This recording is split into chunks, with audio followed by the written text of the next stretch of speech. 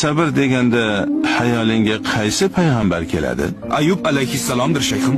Shayton bu shavkat va azamatini ko'rganida Haq taologa iltijo qilibdi.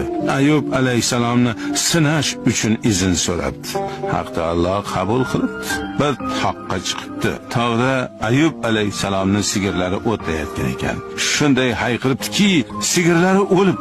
Ey Ayub, boshingni sajdaga qo'yib turibsan-ku, ammo sendan jahli chiqdi va tog'dagi barcha hayvonlaringni jonini oldi. Hayvonlar bilan meni nima ishim bor?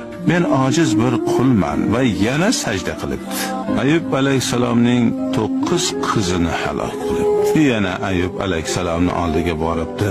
Allohni sendan jahli chiqdi va barcha qizlaringni jonini oldi debdi. Ayub alayhissalom yaratgan va jon bergan u edi va o'ldiradigan ham udir dedi va yana sajda qildi. Shayton Ayub alayhissalomni yo'ldan ozdira olmagach, Haq taologa iltijo qildi.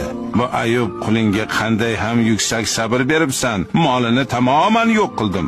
Ko'nglini sendan ayirmadi. Bolalarini halok qildim. Yana ko'nglini sendan ayirmadi. Ya marhaba.